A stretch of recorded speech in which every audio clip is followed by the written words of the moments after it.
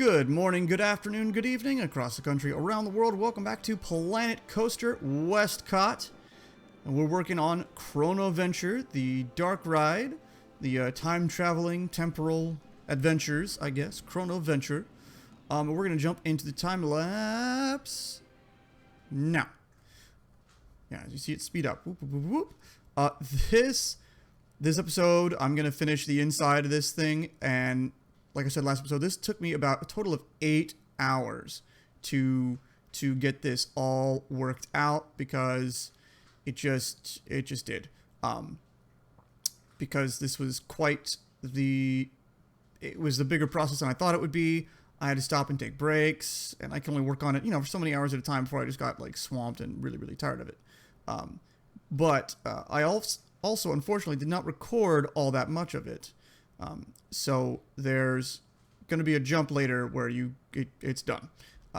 But anywho, here at the beginning, we're working on the first stage. This is us leaving the, station queue there, or the station, I should say, there. And it's just kind of a little sciencey looking. You go to that little portal, and that lets you through. And after that, we're going to get into some cool effects that I really like. Here I'm trying to pick which wall gets darker. The panel walls, unfortunately, get darker than the metallic walls and anything else. So they're as flat black as I can get in the game. So that's what we end up using. They still have reflections and stuff, but it works out. It's okay. It works just fine. So yeah, this is the first transition room, and we're going to use a lot of the electrical grid stuff. Zap, zap, zap, zap. They have kind of a nice blue, what I imagine to be like a Cherenkov radiation, but at least that's what I think of when I hear about the blue Cherenkov radiation. That, and then these other ones, just a whole bunch of these things all over the place, like you're going through some portal that does, makes you travel through time. I'm not sure. But as a method for, hey, something sciencey is going on here, it ends up working out. And I put a thruster engine, a thruster whatever effect at the end there, and it looks kind of like, to me, it looks like it's a whoosh, like some temporal thing that's going on at the end of the portal, at the end of the tunnel there, you're gonna blast into. And I eventually actually stick 4 of the tunnel portals further back, or a little further down, that looks like you're traveling through a portal tunnel. And then over here, I realized, oh, we have these cool scanner things, and it fits. Yes, excellent. So I kind of double it up, and they kind of travel across each other, or they bounce against each other. It's open to interpretation. But we use that to like, it's scanning you so that it knows what it's sending through the time portal. And then over here, we're using mist, and we use dry ice, and we use steam. I use whatever I can to occlude and diffuse and kind of block the path ahead so that the transition isn't too terribly abrupt, so that it's, it's kind of hidden. And here I think I'm going to drop in some dry ice. Yeah, dry ice, so that it's all kind of hidden. And it's not as diffuse as it could be, but it works. You get the gist of it. Yeah, and that's the transition section. Unfortunately, that's just about all that I recorded for the time lapse, at least for the first half, because so much of this was so much trial and error and bouncing back and forth and trying things again and again and again and again. Oh yeah, and here we set those doors to open with the effect, or with the trigger, I mean.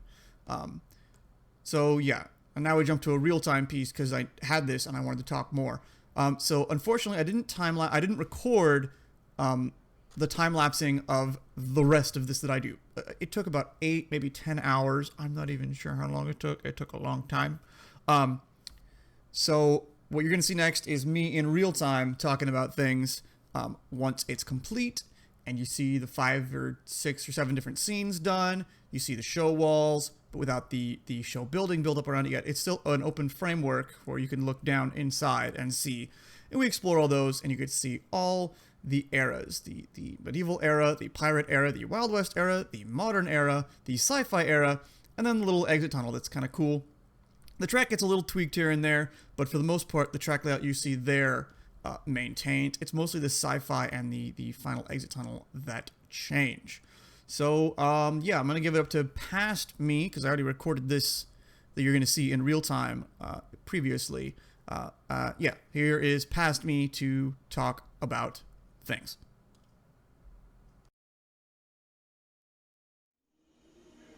All right, so after many hours of building, I took probably about 8 hours of time in about 4 different settings, an hour to 2 hours at a time here and there, working on different sections and walling them in and scenicking them and everything. It's done, at least partially. It's not completely done, but yeah, I could have recorded some of that, shown the time lapse, but it would have just been so much. I don't know if it would have been worth it. So without any further ado, let's take a look at Chronoventure. Yeah, it's kind of massive. Not as big as it would have been. It would have gone out to like here. I think it would have gone out to like here before. But it's still pretty darn big.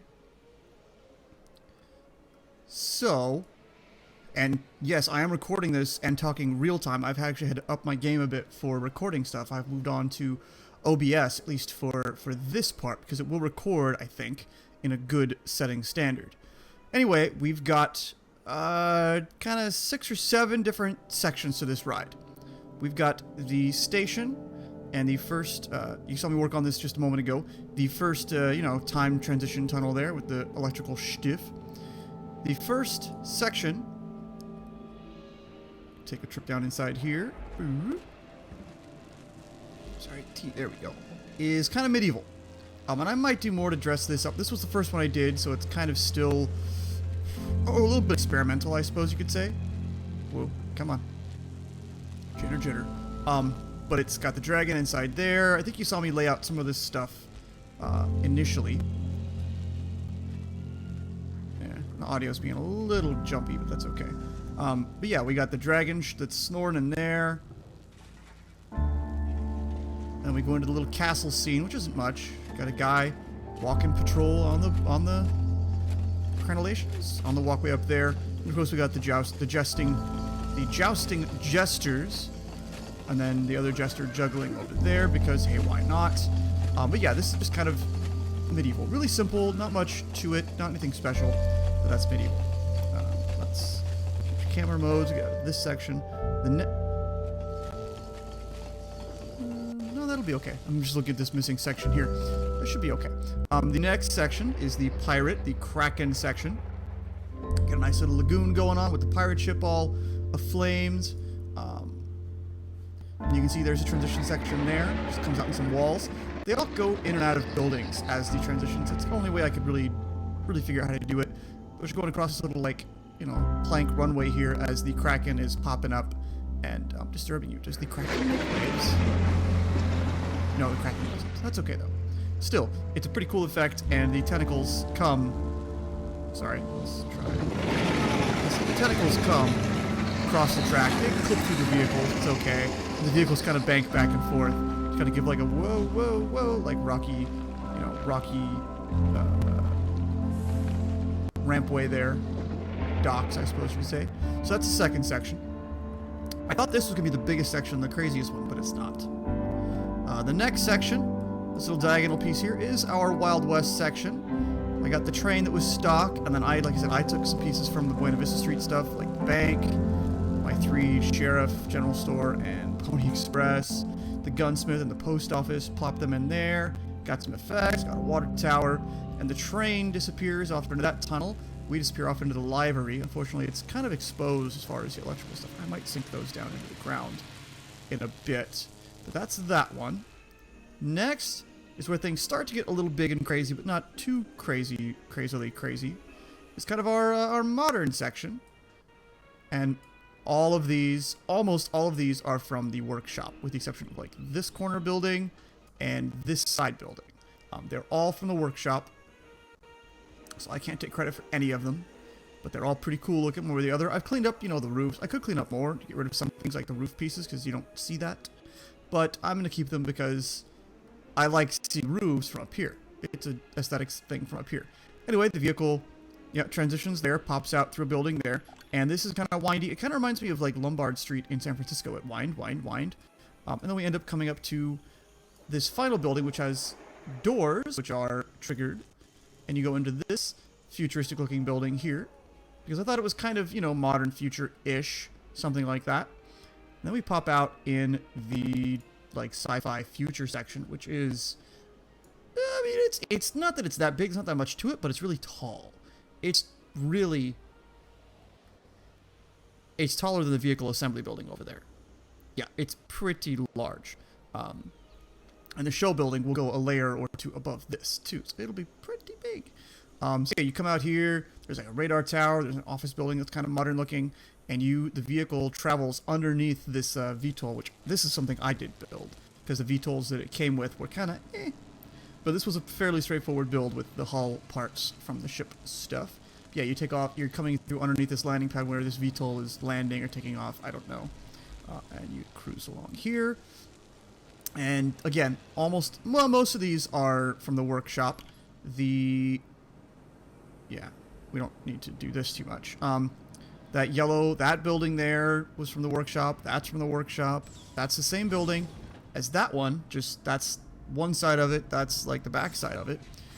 That over there is actually two buildings. It's actually the same building twice. It was a big square building, but I chopped it down to just use this side of it, and then it's mirror image, so flip it around and use it over here as well.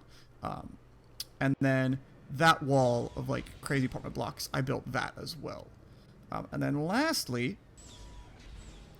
our last room, kind of the finale transition, whatever, is it's okay. It didn't work out as well as I would have liked. Actually, that's not bad. Oh, see, when you're like here, it's like, oh, it's black. But then when you get here and you see the light reflecting, it's not that black. But it's supposed to be something like a light speed tunnel type effect, and I kind of stole that off of somebody's thing or somebody else on YouTube who did this. But it's an okay effect. And then you end up back into the station. There we go, triggered effect. Yeah, I'm back into the station. The ride's closed. It's been closed so I could tweak the track. Yeah, and we did. We tweaked the track a little bit. Up to about here, it stayed the same. But this, I tweaked. I was going to have it go like here, here, and then up over here into the thing, and then loop around into the sci-fi. But that was a bit too much, and I didn't want the building to be that big, because back here, let's see, where are the park borders? Well, that's a park border there. Yeah, so back here, this will be like, I think, Spain. And this will be, maybe the Spanish coaster will go back this way. So I didn't want to use up too much space so that I could have access to it over here. Yeah, that little piece there marks one corner of the park. Yeah, oh yeah, wow. So we're kind of running out of space. Eek. Well, one way or the other. One direction. The other direction, this side won't be as crazy, I don't think. The other ride should only go like back here. It won't go way over like that did. And yeah, the monorail track looks funky. Anyway, so this was going to go like way back here and then do a couple other zigzags here. But I ended up simplifying it a little bit. Made this a little more loopy and curvy through here. And I could still smooth this out a bit, and I might, but not yet. Yeah. That's sci-fi, and then, like I said, the future thing, and then you pop out into the station building. So, that, and you can see on the ground, come on, there we go. You can see on the ground, the monorail's going to have to move a bit. You can see on the ground, I've got this wall, and this is the grid off of the station building. You can see it wraps most of the way around, and I kind of got it set up so that it's just outside of these show buildings. I am going to close these up with the blue backing.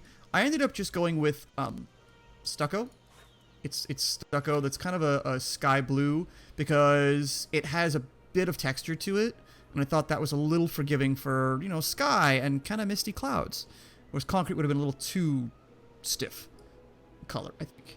So yeah, it's gonna wrap all the way around, and then I think is this part of the station? That is, yeah. So the whole the outside of the building is going to all be off of one grid, which I think is nice. It's going to make it look better. Although we're going to be maxed out on objects. I don't think there's a max object, but you can only save up to 2,000. Yeah, so if I were to save this, I would save it as a park. And I might save just this as a park and put that up on the workshop soon, because this was a lot of work, and I might want to share it sooner. I don't know. Anyway, then we have this little part here that's going to be this off of this wall here, and that's gridded off of this. I might break that grid just to get this and this to line up a little better. It's going to be on the back side of the park and no one's going to see it, but for my peace of mind, I might break that grid just to make it a little bit better. Yeah. So there you have it. That is Chronoventure. But we're only partway through for this episode even. Like I said, I could have shown more. I could have shown the time lapse of all those 8 hours of work that I did. But it was a lot of try this, no, try this, no, try this, no. It was a lot of trial and error and tweaking things around. And it wasn't that smooth a flow. And I got frustrated with it a few times and had to stop, take a break, and come back to it the next day. So yeah, I'll show you a little bit of the time lapse of me covering this up and then walling up the main show building. And then at the end, we'll take a look at the finished product. So back to a time lapse and back to future me talking about what's going to happen. And unfortunately, I lied. I didn't actually, well, I can't show you any of the time lapse of me building the show building because unfortunately, I lost that. Or actually, it recorded, but because, yeah, and here's the cue that I lit as well. And then a quick fly through of most of the ride. Oh yeah, we're gonna work on lighting now. Unfortunately, I'm using a new recording software called OBS, and I'm still playing with the settings. And I went to, I used a software setting instead of a hardware setting, and that was obviously a mistake because it recorded like an hour and a half. It recorded like 45 minutes. Ended up being about 6 grainy still shots. So yeah, I didn't want to use that because it was garbage. But you can see it's all closed in. The show scenes have all been closed in with the same blue color. I think it's a panel because it was the nicest color looking thing. And then the show building around it is just concrete and it's huge. And the biggest piece, or the biggest building? Yeah, the biggest building is 3,000 some odd pieces. I can't even save it as a blueprint because it's too big. Anyway, we're lighting the scenes here. And I go through and do a lot of these high-speed rides just to kind of get a feel for things. I thought lighting things would be a lot harder, but honestly, adding a few lanterns here and there, and then a few spotlights to highlight the things you want the guest's eyes drawn to, really, that's all you got to do. I wanted to leave this scene kind of dark because, you know, the Kraken is there. And you want the Kraken to not be, like, insanely visible. You want it to be a thing that pops up out of the dark that is creepy. And I think it does it pretty well. Plus, it's got its eyes light up, and it has a lot of light to itself. And then, yeah, just this here. And I realized I thought they didn't have that piece anymore. That one, the wall-mounted cannon. It's not in scenery, it's in building materials. But, yeah. Lighting things isn't that hard. There's plenty of, spaces like this that the audience can't really, or the guests can't really see. That one I got to remove. That's a bit too much to light up the bushes. You can see that from around the corner, and it's a bit much. But yeah, using the roof lines of all these things, not that hard to light things so that they are popped just a little bit. I'd like to say I've had a lot of exposure to different Disney attractions. Yes, I have. So I think I kind of get the feel for it. Plus, I've done theater, so I know a bit about lighting. This section, though, it started off, I thought more of these buildings had light on them already, but they do not. So this was like, oh, it's pitch black.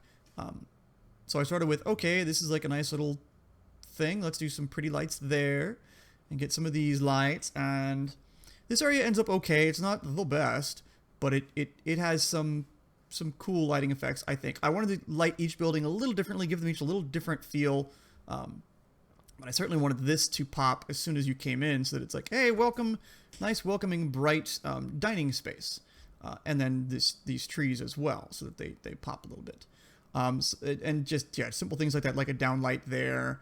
This one was already like almost black. So it's like, what, how, there's no good like this is a patio lamp. There's nothing that's good that really stands out like that. So I kind of had to pick and choose how to do it. And I like how I did that one with the lights on the side, the uplights there. And then this one, we're just going to light it across. Unfortunately, all the windows are solid. They are not transparent. They are completely opaque. So I would love it if some of them were transparent. You could put like a lamp behind it and it would light up that way. Even if you put a lamp behind them, it's going to look about the same as if you were to light it from the front. There's not much difference. So I focus on lighting things on the front. And then this one again with the uplights, and then I think I give it a light or two, yeah, on the ground to kind of make it pop just a little bit too. All in all, it doesn't take that many lights to actually really accentuate an area and get it to light up. Oh, and I wanted to light, yeah, I thought lighting those inner curves would be kind of cool. And then a couple lights just pointed to the ground. And actually, this did not take nearly as long as I thought it would to light all these buildings. And there's enough darkness to let it last. And then here, the sci-fi stuff, it's all got so much light in itself, I figured we don't need it. And yeah, here's a quick test ride through. And everything's great and hunky-dory, and everything's lit up just well enough. Ooh, light speed. Yeah, and I was pretty happy with that at this point.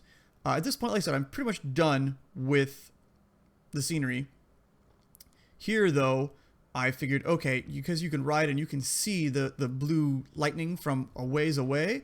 So I thought, can I make these effects? And you can. It's doable, and I do it, and it makes things way better. It makes things much better because that way you don't get the lightning until you are like on top of it.